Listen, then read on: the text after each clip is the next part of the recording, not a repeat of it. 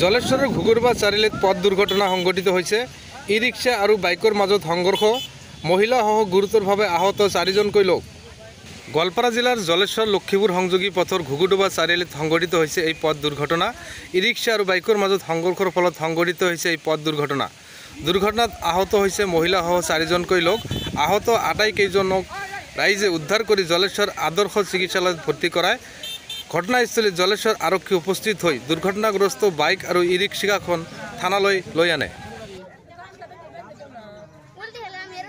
মই লক্ষীপুৰৰ পৰা আহি আছোঁ, বাইক চলাই আহিছোঁ। ঘুগুডোবা চাৰিআলি আহিছোঁ, তাত দেখি আছোঁ যে এটা এক্সিডেণ্ট হৈছে।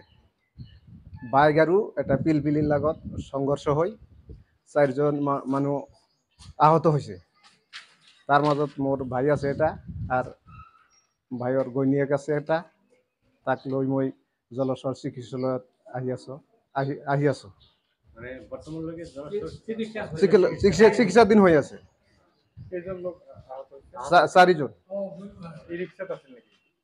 পিলপিলি আছিল এটা, মোৰ ভাইটি আৰু ভাইৰ ঘৈণীয়েকটি পিলপিলিত আছিল পেচেঞ্জাৰ। বাইকৰ লগত সংঘৰ্ষ হৈ আহত হৈছে।